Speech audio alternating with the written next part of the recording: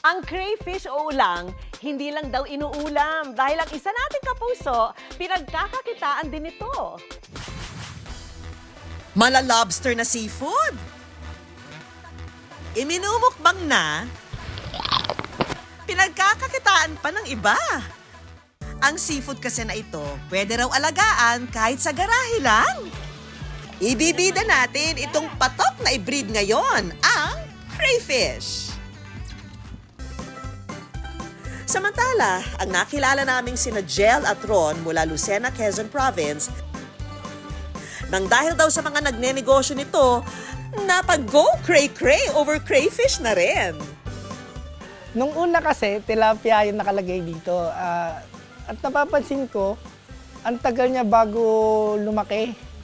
And tapos, ang dami ko lang nagagastos ng mga feeds. Ginawa ko na siyang crayfish, inalagaan ko, mabilis na lang dumami. Mula sa 3,000 pisong halaga ng mga crayfish at ilang mga kagamitan, nakapagsimula sila ng crayfish pond. Mukha lang daw sosyal tignan ang crayfish, pero low maintenance talaga sila. Hindi siya kailangan oxygen. Yun yung kasi yung magiging malaking factor kasi ang lakas sa kuryente nun kung everyday bukas ang oxygen. And then, the water, hindi na kailangan ng feeds kasi nabubuhay naman sila sa mga dried leaves. Dahil dyan, naisipan na rin gawin online content ni Jel ang pag-aalaga ng crayfish. Tingnan niya, meron tayong buried ngayon na ready na para magpagpag. Pero ang talaga raw sumipit sa interes ni Jel na mag-breed ng crayfish ay ang pagkakaroon ng anak with special needs. Since nga yung eldest ko, na-diagnose siya ng autism, so kailangan talaga siya ng atensyon, kumbaga. So kailangan ko mag-focus sa mga bata. Dahil nasa bakuran lang, nagagawa niyang kumita habang nag-aalaga ng mga anak. Magandang araw mga Good News! Ako po ulit to, ang inyong resident bida dito sa Good News, Anjo Pertiera. At ngayong araw ay bibisito tayo sa isang content creator na kung saan binibida niya ang mga crayfish. At syempre dahil may hilig tayo sa seafood, hindi ko urungan ang challenge mo ngayong araw, Miss Vicky. Kaya naman para sa itong crayfish adventure natin today. Let's go! Makailang beses na rin daw nasipit si Jel ng crayfish. Nasipit ka na? Yes, sobrang nasipit na ako niya. Ang sakit-sakit. Mali yung pagkapilakman niya lang. Oo. So, ayun. 1 to 10, pain level. Gaano ka start pain masipit ng level, crayfish? Siguro mga 9. 9? Ganun Oo, kasakit? masakit talaga sila. Masakit talaga. Bumabakit. Ito yung ting-ting. Try natin kung sisipit siya dito sa araw. Ito na mga kapuso. Tatry natin ha. Kailangan kong sundot-sundutin. Ayun.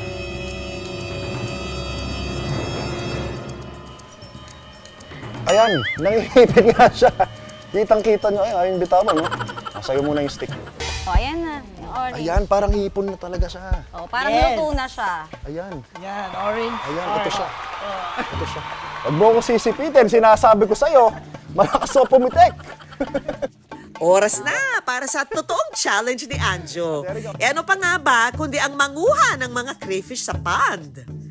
Dahil nocturnal sila, mahilig silang magtago sa loob ng mga tubong ito kapag maliwanag. Tingnan nyo kung paano gumalaw ang isang eksperto. Let's go. Pala talaga. Eksperto, one shot. Go. I-chill nyo ako, kailangan ko ng moral Kaya mo support. yan, kaya mo yan. Doon ka na lang kaya mag-start. Ay, ito. O, sige, tignan mo kung may laman. Yun ang tignan mo kung may laman. Bakit walang laman? Kanina meron yun ah.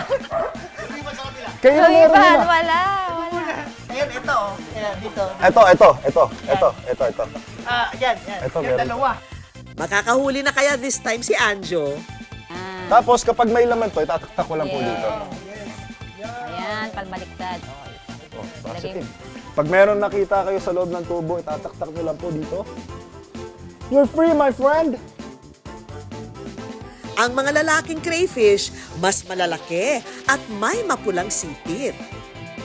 Okay lang daw, kahit maparami ka ng huli, Anjo. Marami naman daw buntis sa mga babaeng crayfish nila.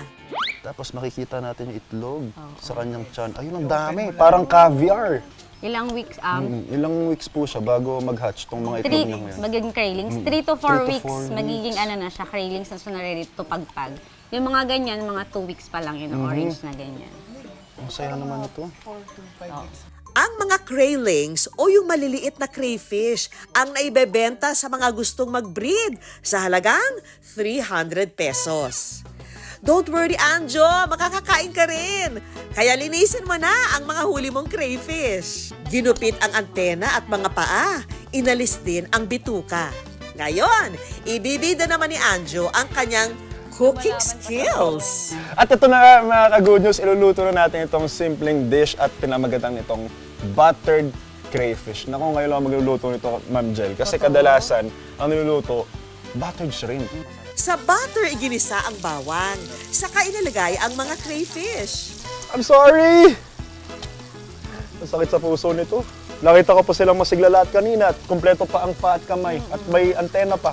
Kapag sobrang na-overcook, Tama. hindi na Matigas. siya, dumidikit na yung shell niya dun sa laman. So, hindi na nakaka-enjoy. Pero ang bango na, na-imagine ko na yung lasa niya kasi mataba ba yung utak nitong mga Oo. crayfish? Oo. Kasi yun yung hinahabol ko sa hipon. Oo, ganun. sinisipsip mo yung Mas ulo. mataba to kasi tingnan mo naman yung ulo niya, compared sa hipon, di ba? Ito yung pinakamalaking sayo, Di ba sisipsipin mo yung ulo ka mo? Oo, sige. Bubudburan na natin ng asin at ng paminta. Titimpla lang natin ng konti. Ganun lang kadali. Oh, mainit-init pa. May pata. Kaya na to. Ayan, no? Ikot mo. Diretso, ikot natin. Ayun, grabe laman, parang lobster, oh. Grabe, parang ano, crab leg, no, na malaki, no, mataba. Oras na. Ako, ito na. First bite. Parang lobster na mas matamis. Mas malaman. Naku, kanin kulang dito. Para siyang crab na parang hipon na parang lobster. Ang sarap. Grabe, tingnan na. Sarap. Naku, ang sarap. Awatin niyo ako ngayon na. Naku, walang umaawat. Naku. Grabe, higop. Ito. Ang sarap, no? Hindi lang daw sa pagbe-breed kumikita ang mag-asawa. Dahil maging sa maliit na cafe business nila, naisipan din nilang mag-offer ng crayfish pasta.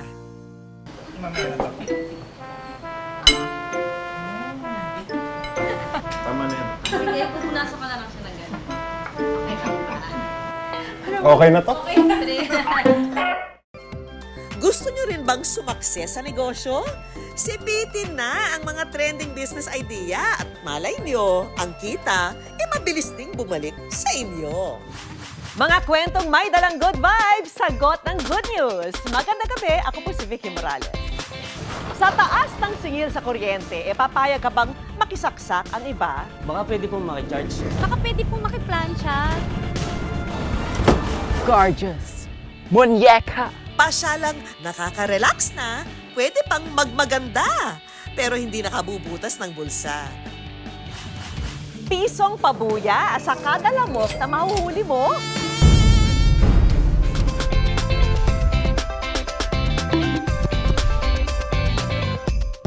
Dumating na ba ang bill nyo ng kuryente? Tiyak daw natataas yan. Pero paano kung may makisaksak ng kuryente sa inyo? Ano ang magiging reaksyon nyo?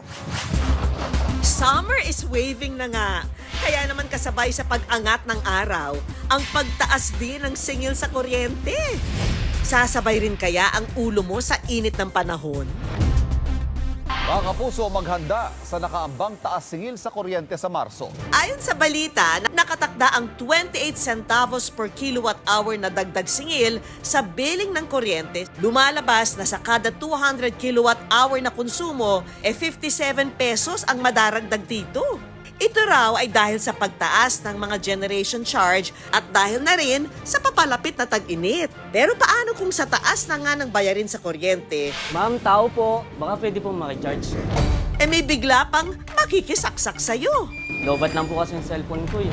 Ang mga kasabot nating estudyante na si Sean at nanay na si Francine, aarteng makikisaksak. Ate, baka pwede naman po makiplansya kasi punawalan kami ng kuryente. Tataas din ba ang presyon mo?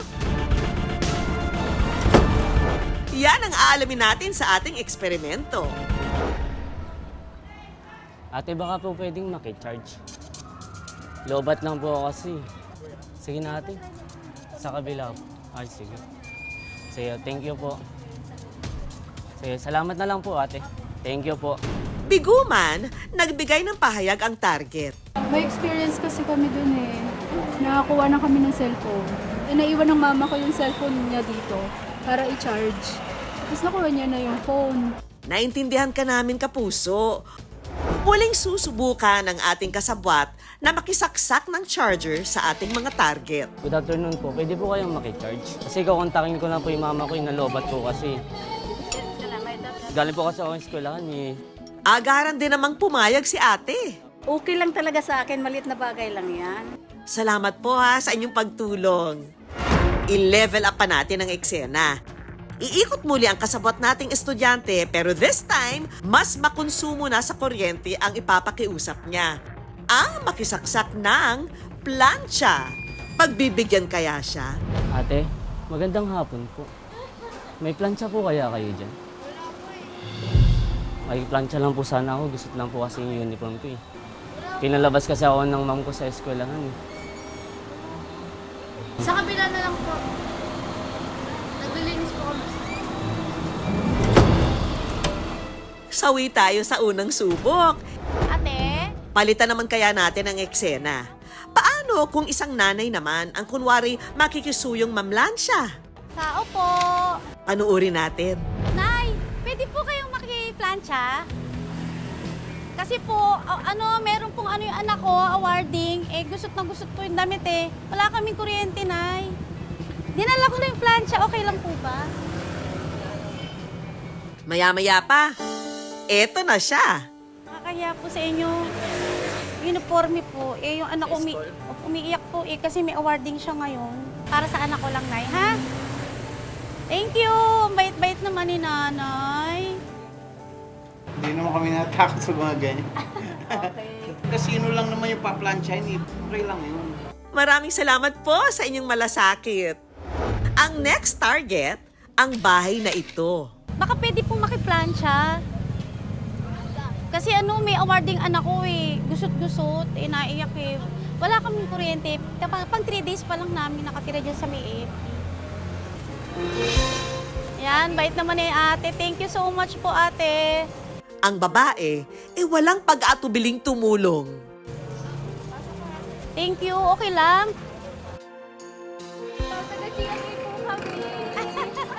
Syempre, awarding, tapos kung gusot-gusot naman yung uniform, kawawa naman yung bata. Pero paano naman kaya kung hindi si nanay, Ma'am, baka pwede makiplan. kundi si tatay ang kunwaring makikiplansya? Kahit dito na lang po ako mamalansya sa labas. Bakit ka ba gagamitin? Sa program po. Kailangan lang pong maka-attend yung anak. Wala kayo kuryente sa inyo? Wala po, naputulan po kami. Kahit isang lang po, paplansyahin ko lang. Pero saglit lang ha. Thank you po sa pagtulong. Ang susunod niyang papakiusapan, ang grupo ng mga babaeng ito. Ma'am, taga dyan lang po ako sa kabilang kanto. Kasi may program po yung anak ko mamayang gabi. Pa-ipipress ko lang po. Makikiplansya lang po ako. Makiplansya. Oo. Dito? Kahit dito lang po sa labas, mga extension lang. Yung damit nyo tayo, ilagay niya dito para Pwede naman po. hindi madumihan yung... Salamat po, ma'am. Nagduda man, nanaig ang magdanais na tumulong. Taga Jimmy. Nanay din po ako. Ayoko naman na atin yung anak ko na ganun ang suot. Ang mga ganitong eksena raw ayon sa eksperto, can relate ang ilan nating mga kapuso. They are able to empathize sa mga kapwa parents nila. Kung may mga nangangailangan ng tulong is natural sa kanila. Parang instinct kaagad yon, parental instinct ang lumalabas. Sige na ate. Sa kabila po. Samantala, may valid reason din daw ang mga target na hindi nag-abot ng kamay para sa mga kasabwat. Ang tawag natin dito is self-preservation, to keep ourselves safe and to protect ourselves. Kasi lalo na siguro sa panahon ngayon, lalo na kung nakaranas din sila ng mga times siguro na na-scam sila. Narito ang ilang tips para makatipid sa kuryente. Hugutin lahat ng nakasaksak na appliance sa bahay kapag hindi ginagamit. Huwag din punuin ang loob ng ref para makaikot ng maayos ang hangin sa loob. At panatilihing malinis ang filter ng aircon para mas maging energy efficient ang performance nito.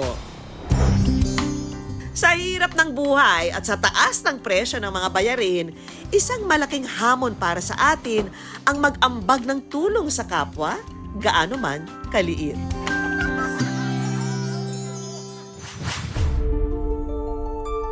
Unti-unti nang nagpaparamdam ang tag-init. Anong summer pasyalan ang gusto mong puntahan? Gusto ko yung may magandang view. Yung malamig. Sana yung IG worthy ang pics. Sa pagpasok ng Marso, ang marcha ng mga tao sa beach o kaya ay sa bundok. Pero ang tanong, ready ba ang inyong budget? Pero ito ang good news. Kung Instagrammable pa siya lang goals nyo, sa budget na 150 pesos, may alam daw ang sparkle artist at TikTok star na si Mark Oliveros, aka Yes na Yes for You. Laro talaga, ate.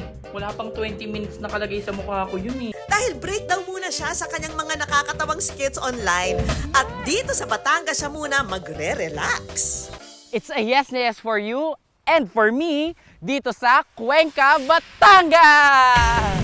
Ito raw ang perfect place para pagmasdan ang napakagandang view ng Bulkang Taal. Pero alam niyo bang hindi raw talaga planado ang naging simula ng pasyalan? Yung family namin talagang malapit sa nature. Sinimulan namin itong i-develop nung pandemic. 3 years bago namin na-open sa public. One to sawa ang relaxation at nature tripping dito. Mga kapuso, dito sa aking paglalakbay, isa ito sa pinakapumukaw ng atensyon ko. Bakit? Dahil ito ay ang kulay ng aking lahi. Ang kulay ng bahaghari!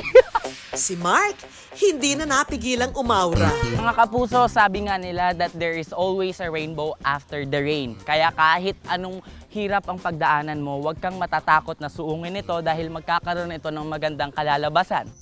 Para ka na rin daw nasa bisig ni Inang Kalikasan kapag dito sa Giant Kamay, ikay umakay.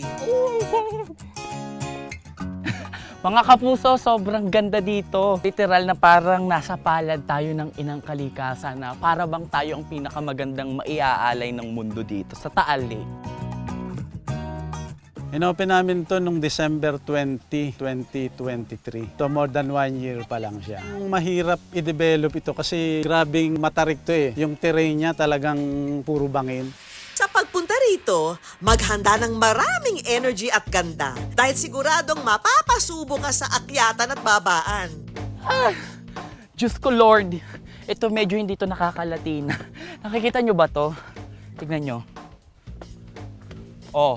Parang gugustuhin ko na lang ikabit sa akin tong pakpak. Sa sobrang daming hagdan, ate, sa totoo lang. Hinihingal na ako. Pero kalma, hindi pa tayo tapos. Meron pa tayong katagpuan dito sa Tagpuan.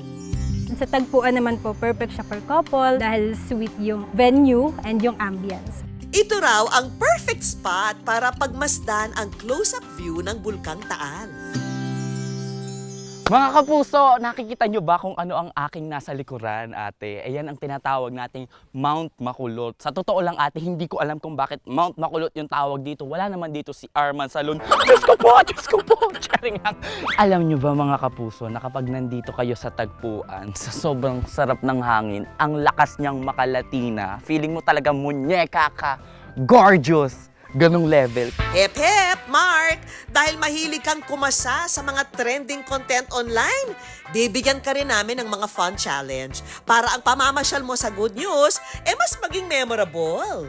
At ang tawag dito ay ang Fishbowl Challenge na kung saan bubunot ako dito ng mga dares nila at malamang gagawin ko yon. Ano, ready na kayo? Okay, Mark! Simulan na natin! Oh my God! Nakakahiya! Maki-selfie sa isa sa mga guest na lalaki or babae. Tama-tama, ang dami dito mga tao. Tara, try natin. Hello po mga nanay, pwede po ba ako maki-selfie? 2, 1. Okay, thank you po. Okay, next challenge. Diyos ko, ano ba to? Ang daming pabaon ng good news ha. Mag-I love you sa random guest. Oh my God, kalimutan ko. Kuya, I love you. Sorry kuya, nasa good news ka po. This is a challenge. Ayan, mag-hi kayo kay kuya. Okay, sorry. Nakakahiya kayo. O siya, huling challenge na. Laban! Ito na mga kapuso, pinakalas na dahil yung kaya na din ako sa totoo lang good news. Ano to mga pinagpapagawa nyo sa akin na nakakaloka kayo. Kung kani-kanino ako nag-I love you. Mag-photo bomber sa mga guests na nagsa-selfie. Ayan. Mami, pwede sumali sa picture nyo. Picture tayong dalawa. Winner! Dahil napagtagumpayan mo ang challenge. Sige na, Mark. May pass ka na para subukan ang pinakadinarayong atraksyon dito. Ang swing na overlooking pa rin ng Taal Lake. Mga kapuso, isa sa mga attraction nila dito is itong swing. Dahil alam nyo, pagkatapos nyo umakyat ng napakataas na hagdan, maganda itong puntahan para mag-pause, magpahangin. Isa rin to sa parang tourist attraction dito. Bakit? Kasi nasa harapan ka mismo ng Taal Lake. Diba? So ang ginhawa dito, tapos magduyan-duyan ka lang kasama yung mga friends mo, magmuni-muni pagka medyo napagod ka ng magala. Pero hindi lang daw basta paraiso itong pasyalang ito ha. Dahil meron din itong hatid na good news sa ating mga kababayan. Isa sa magandang naidulot nung pagpapagawa namin ito, marami kami nabigyan ng trabaho. Lalong-lalo na nung pandemic, talagang hirap na makakita ng trabaho yung mga taga rito, hindi makalabas. Pero kami, tuloy-tuloy kami dito ng pagpapagawa. Kung ramdam na ang tag-init at feel nyo ng maglakwatsa at magpaka-happy, dayo na rito sa Cuenca. Sobrang ganda na tanawin dito, ate. Tapos, ayaw mo yon, may POV ka, maranasan mo minsan sa buhay mo kung paano maging ibon na nangingitlog. O, diba? Gorgeous. Muñeca. Sobrang Latina. Go!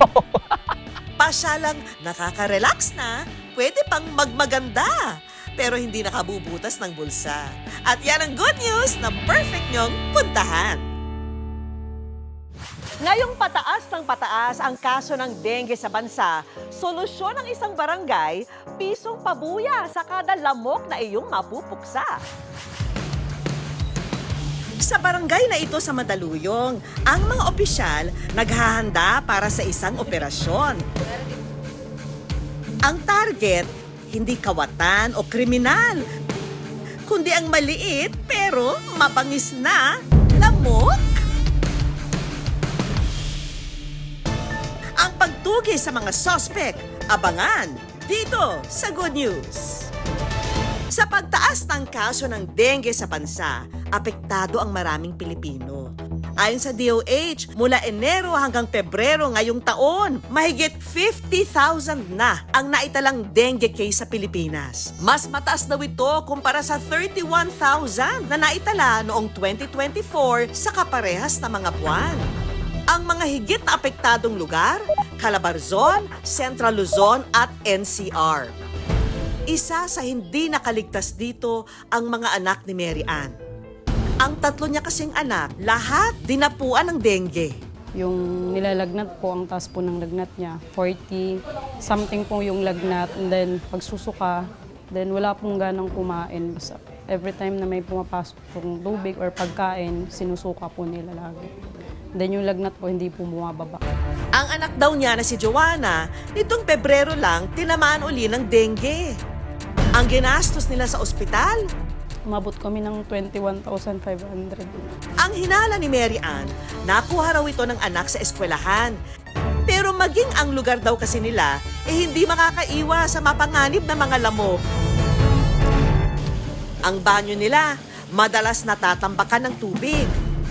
May mga nakatiwangwang na kanal. At mga halaman sa lugar. Dahil dito at sa naranasan ng kanyang mga anak, si Mary Ann, doble ingat na. Dahil sa nagtataasang bilang ng dengue taon-taon, ang iba't ibang lugar, kanya-kanyang diskarte kontra dengue. Naglalabasan na nga ang kanilang creativity. Sa Barangay Addition Hills, Mandaluyong, kung saan nakatira si Mary Ann, ang pinakabago nilang pakulo, may piso sa mosquito. Sa kada 5 pirasong lamok o kitikiti na mahuhuli, may katumbas na piso.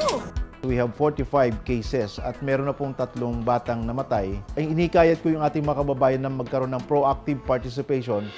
Ang mga lamok na nahuhuli, inilalagay sa isang lalagyan na mayroong mosquito insect killer.